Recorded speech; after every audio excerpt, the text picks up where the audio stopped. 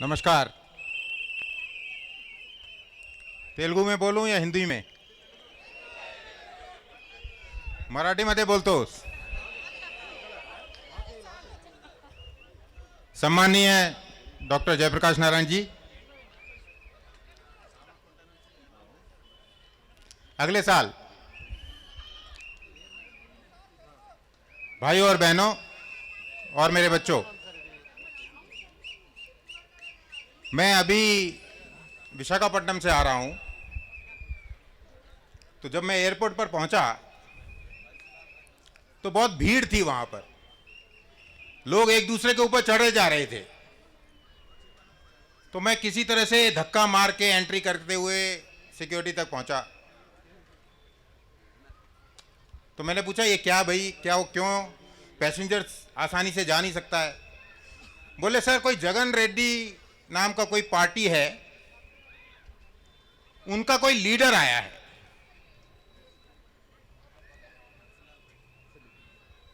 और सिक्योरिटी वाले के आंख में आंसू आ गए। बहुत जरूरी इंपॉर्टेंट बात है। बोले कि सर ये पॉलिटिकल पार्टी जितनी भी हैं वो हमको ठीक से ड्यूटी भी नहीं करने देती।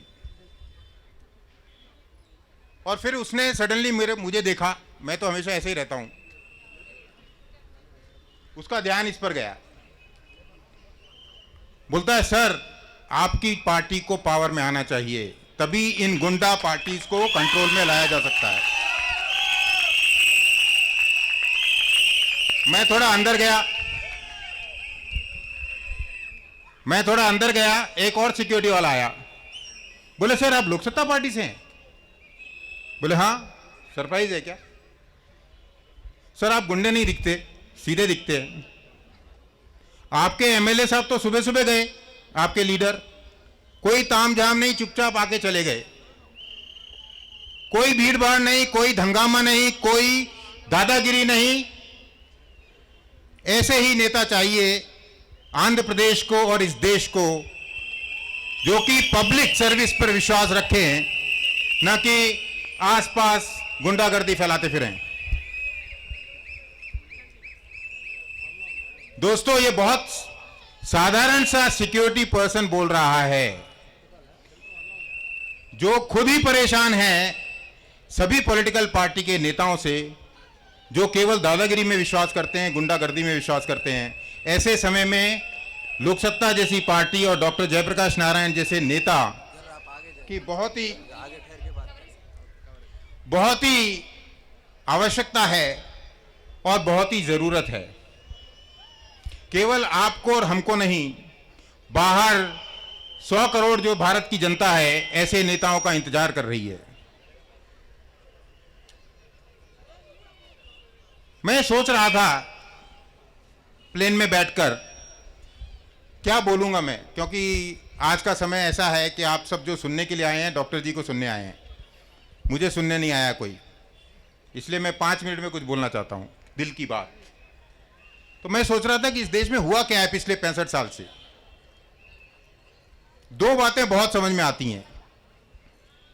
एक बात कि जवाहरलाल नेहरू जी ने, हमारे प्रधानमंत्री थे, उन्होंने इंदिरा गांधी जी दी। इंदिरा गांधी जी ने राजीव गांधी जी को दिया। राजीव गांधी जी ने सोनिया गांधी जी को दिया। इस देश को काफी गिफ्ट मिली हैं। और सोनिया गांधी जी ने राहुल गांधी जी को देने की कोशिश की है, और राहुल गांधी जी शायद प्रियंका गांधी जी को देंगे, और प्रियंका गांधी जी शायद XYZ वडेरा जी को देंगी। तो मैं सोचने लगा, जेपीजी किसको देंगे? जेपीजी तो कतारी जी को दे रहे हैं, जेपीजी राम दोस्पति को दे रहे हैं, जेपीजी हेमा सागी को दे रहे हैं, मुलायम सिंह जी ने अखिलेश यादव को दे दिया। यहां पर भी ऐसी कोशिश हो रही है। वाईएसआर रेड्डी ने जगन रेड्डी को दिया। यह आपके लिए गिफ्ट है। एक्चुअल नेता कब आएंगे, जमीनी नेता कब आएंगे ऊपर? जब लोकसत्ता का प्रभाव बढ़ेगा, लोक सत्ता ही एक ऐसी पार्टी है जो नीचे से उठाकर नेताओं को पैदा करेगी, केवल इस आंध्र प्रदेश में नहीं, पूरे देश भर में। दूसरी चीज क्या दी? पिछले 65 साल में एक बहुत अच्छी चीज मिली हमको। क्या?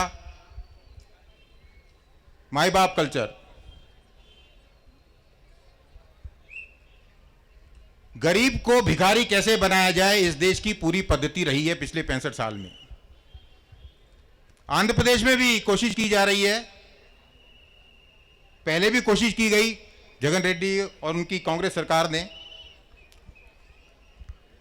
अब टीडीपी भी प्रॉमिस कर रही है कि आते ही फार्मर्स का लोन पास कर देगी। मार्केट देने के बदले, सही प्राइस मिलने के जगह पर सभी किसानों के लिए स्टोरेज फैसिलिटी क्रिएट करने के बदले में किसानों को भिखारी बनाया जा रहा है। गरीबों के नाम पर देश को भिखारियों में कन्वर्ट किया जा रहा है। यह बहुत ही दुखदाई बात है। जो पैसा उनको पांव पर खड़ा करने के लिए लगना चाहिए, वो उनको गिफ्ट के तौर में देकर एक भ्रम में डाला जा रहा है कि आप वहीं पर ठीक हो, आगे बढ़ने की कोशिश मत करना।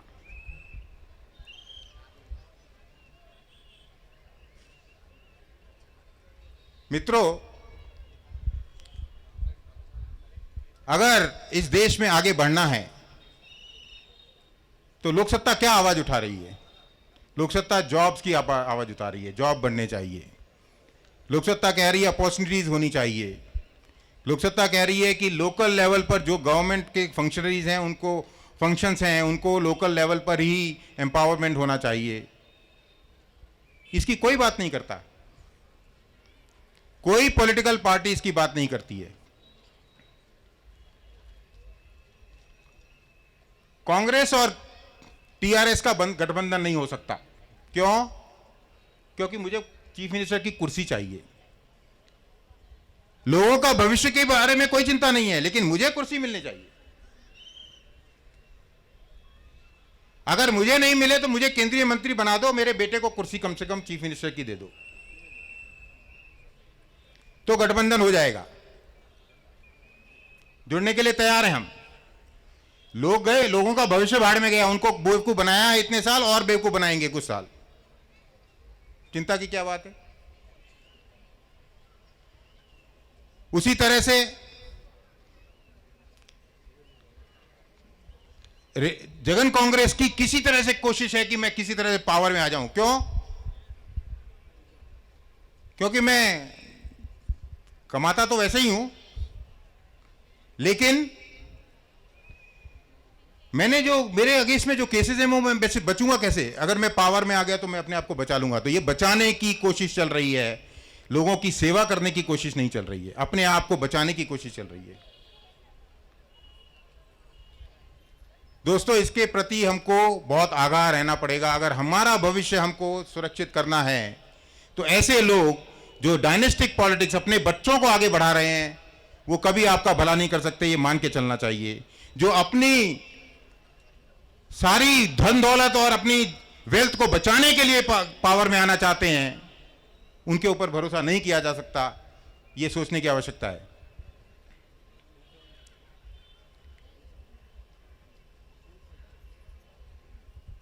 आपने मैदान देखा होगा, घास उगती है।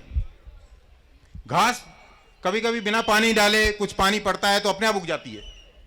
ऐसे ही कई पॉलिटिकल पार्टीज अपने आप उग नहीं है। इलेक्शन आता है, कई पॉलिटिकल पार्टीज अनाउंस हो जाती हैं। ऑलरेडी 3000 पॉलिटिकल पार्टीज हैं और एक अनाउंस हो जाती है। इलेक्शन आया, अनाउंस। आपको पता है कि घास पर अगर काट कर उसको लॉन बनाया जाए, छोटा रखा जाए तो बहुत अच्छा दिखता है, लेकिन अगर घास बड़ी हो जाती है तो जंगल दिखती है। ये सब नई पॉलिटिकल पार्टी जितनी भी हैं, ये जंगल की तरह हैं। अगर बढ़ गई तो नीचे जब तक काट कर रखा तब तक लॉन ग्रीन बहुत अच्छा दिखता है, बढ़ने से देश का और भविष्य नुकसान करता है। ऐसे माहौल में वही पार्टी आगे बढ़ पाएगी जिसकी नींव मजबूत हो, वही पेड़ आगे बढ़ता है जिसकी नींव मजबूत हो, और वो है लोक सत्ता पार्टी। बाकी बिल्कुल कई पार्टियां महाराष्ट्र में सडनली नई पार्टियां रजिस्टर हो रही हैं। क्यों? इलेक्शन आ रहा है।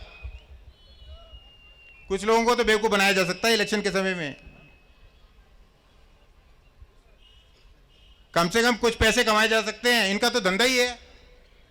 5 साल में एक बार इलेक्शन होता है, 5 साल की कमाई कर लेते हैं ये, फिर कुछ काम करने की जरूरत नहीं है। तो मित्रों, ऐसी नई पार्टियों से भी संभल के रहने की आवश्यकता है। आखिरी मुद्दा मित्रों, बड़ा दुखदाई संकट इस प्रदेश पर आया था। तेलंगाना और सीमांध्रा के नाम पर एक भाई को दूसरे भाई से लड़ाया गया। कोशिश की गई कि किसी तरह से भी ये लड़ जाए बुरी तरह से और उसमें मेरी रोटी बन जाए, मुझे कुर्सी मिल जाए, मुझे ऐसा मौका मिले ताकि मैं अपने बेटों के लिए भी काफी कुछ कमा सककर रख लूं। ये पूरी कोशिश हुई। केवल एक आवाज ऐसी उठी जिसने दोनों तरफ की बात रखी, वो थी जयप्रकाश नारायण जी की और लोक सत्ता पार्टी की। केवल एक आवाज, चाहे वो वायसराय रेड्डी हो या चंद्रबाबू नायडू हो या केसीआर हो या कांग्रेस हो, सभी ने एक दूसरे को लड़ाने की राजनीति खेली है पिछले कई वर्षों में। केवल लोक सत्ता एक ऐसी पार्टी रही है जिसने कहा है तेलुगु कैनॉट बी डिवाइडेड। एक ज्योग्राफिकल लाइन आप जरूर खींच सकते हैं, लेकिन दिल पर कोई लाइन नहीं खींची जा सकती।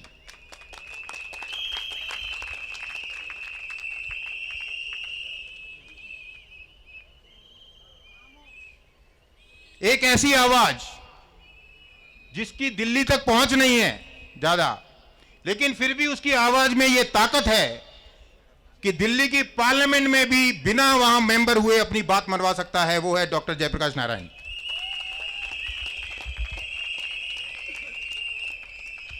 अगर पार्लियामेंट के अंदर हो तो क्या हो,